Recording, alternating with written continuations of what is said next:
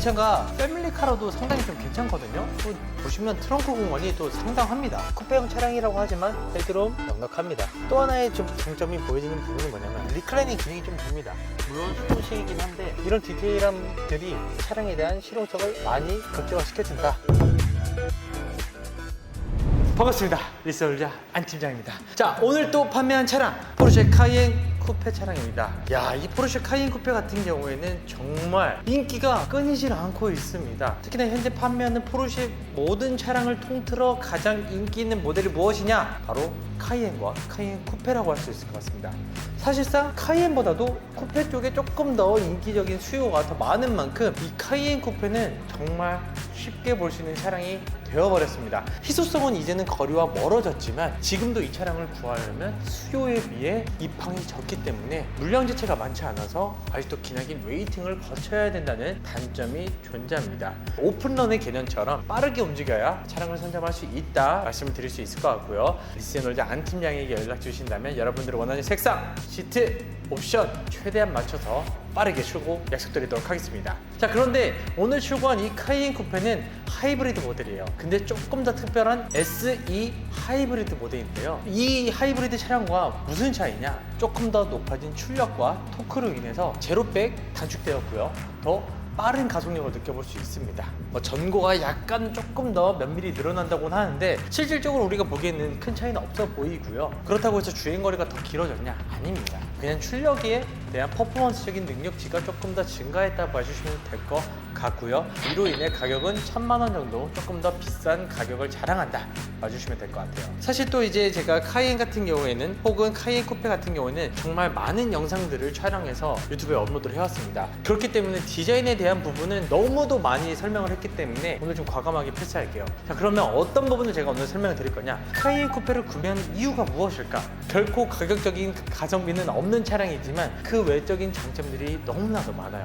특히나 가장 손꼽는 부분은 바로 디자인, 그리고 이 디자인에 받쳐주는 성능. 포르쉐라는 브랜드가 확 급증한 이유 자체가 뭐냐면 실질적으로 국내 수입차 시장에서는 벤츠, BMW가 압도적으로 판매량이 가장 많았습니다. 하지만 이 포르쉐 카이엔 쿠페가 끼어들 수 있었던 그 시점, 바로 쿠페형 SUV들이 인기가 상당히 많이 올라갔었거든요. 그리고 이 친구가 지금 페이스리프트가 되면서 가격적인 부분이 확 커졌지만 이전 모델에서는 카이엔과 카이엔 쿠페의 금액적인 부분 자체가 BMW, 벤츠, 대형 쿠페형 SUV 차량들에 비해서도 조금만 보태면 살 수 있는 정도였기 때문에 그때부터가 바로 인기의 시발점이라고 하시면 될 것 같아요. 지금은 가격적인 부분이 올라져도 사람들이 이해하고 또 구매를 하는 부분들도 있지만 실질적으로 가성비적으로는 벤츠나 BMW로 가는 게 맞다라고 저는 생각이 들거든요. 근데도 저는 돈이 있으면 이 차량을 선택할 것 같아요. 왜냐?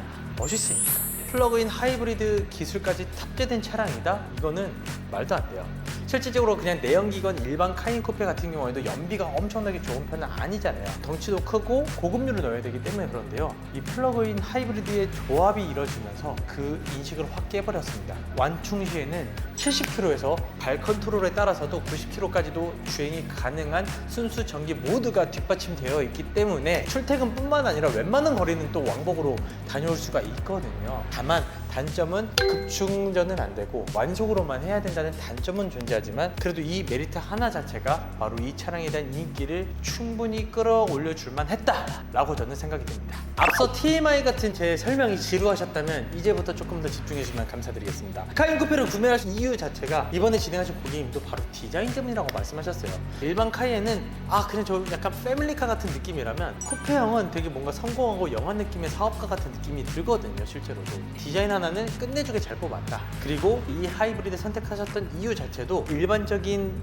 내연기관에서 부족했던 힘을 더 끌어올려주기 위해서 이 차량을 선택하셨다고 합니다. 자, 카이엔 쿠페 후면 디자인 보면 깔 게 없습니다. 물론 이 테일램프 디자인만큼은 또 칭찬을 하고 싶어요. 지금 이제 나오는 포르쉐 대부분 차량들이 이런 식으로 구성이 되어 있잖아요. 여기에 이 차량 같은 경우에 스포일러를 형상화한 디자인, 그리고 여기에 실제로 스포일러를 올릴 수 있는 기능까지 탑재가 되어 있다 보니까 카이엔 쿠페가 그래서 인기가 많은 것 같아요. 자, 그리고 이 차량 같은 경우는 SE 하이브리드라고 말씀드렸잖아요. 그래서 레터링에도 S가 들어갑니다. 후면부 레터링 없으면 E 하이브리드고 S가 있으면 SE 하이브리드다 봐주시면 될 것 같은데 진짜 이거 하나로 구별하는 게 참 어려운 것 같아요. 자, 그리고 이 차가 패밀리카로도 상당히 좀 괜찮거든요. 뭐 보시면 트렁크 공간이 또 상당합니다. 대형 SUV이기 때문에 웬만한 공간은 또 나옵니다. 실용적인 부분에 있어서는 부족함이 없어 보이고 안에 히든 공간도 약간 마련이 되어 있어요. 공간적인 실용성은 부족함이 없기 때문에 패밀리카로 사용하기에는 충분하다. 자, 실내로 들어와 봤습니다.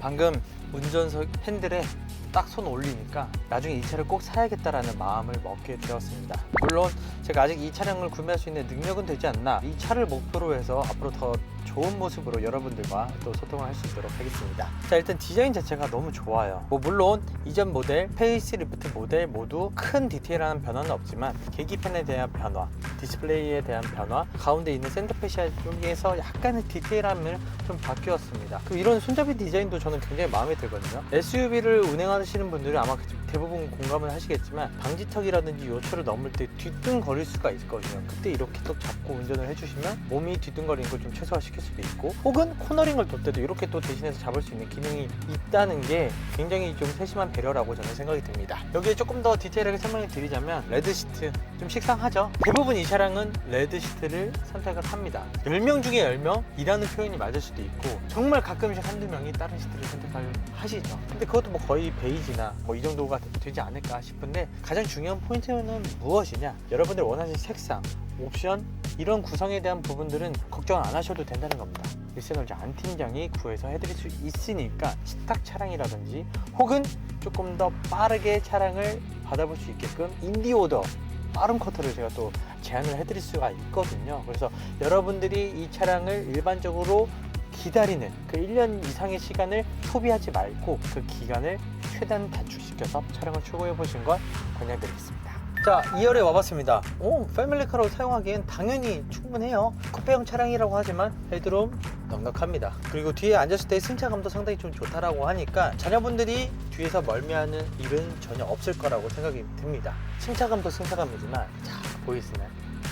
썬루프가 말도 안 되게 넓습니다. 큰 글라스 루프가 통째로 들어가 있기 때문에 개방감 너무나 좋아요.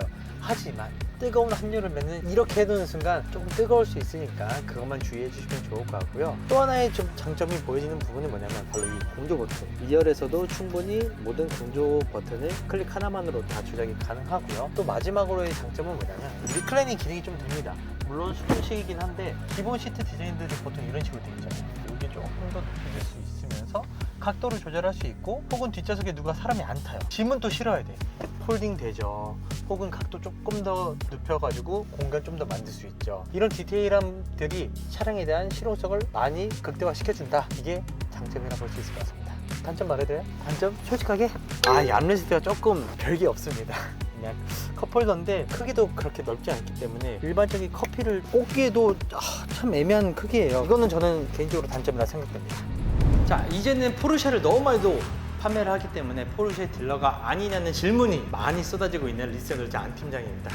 저는 리스와 장기 렌트를 전문적으로 해서 국산차와 수입차, 전차종을 모두 다 진행할 수 있는 금융 에이전트라고 봐주시면 될 것 같은데요. 여러분들이 원하시는 차, 이해하기 어려운 리스와 장기 렌트를 쉽고 빠르게 출고해드리는 게 제 역할이라고 봐주시면 될 것 같습니다. 여러분들 상황에 맞춘 견적, 빵빵한 서비스, 그리고 할인이 나온다면 최대 프로모션을 적용시켜서 행복한 출고까지 이렇게 마무리해드리는 게 제 역할이라고 봐주시면 될 것 같고요. 리세놀즈 안 팀장에게 연락 주시려면 상단에 보이시는 연락처로 전화나 카톡 주시면 되겠습니다. 앞으로도 리세놀즈 안 팀장 많은 응원 부탁드리고, 저도 이렇게 카이엔 쿠페 하이브리드 차량을 나중에 출고할 수 있도록 열심히 노력하는 모습 많이 보여드릴 테니까요. 영상이 도움이 되셨다면 구독과 좋아요, 알림 설정까지 부탁드리도록 하겠습니다. 감사합니다.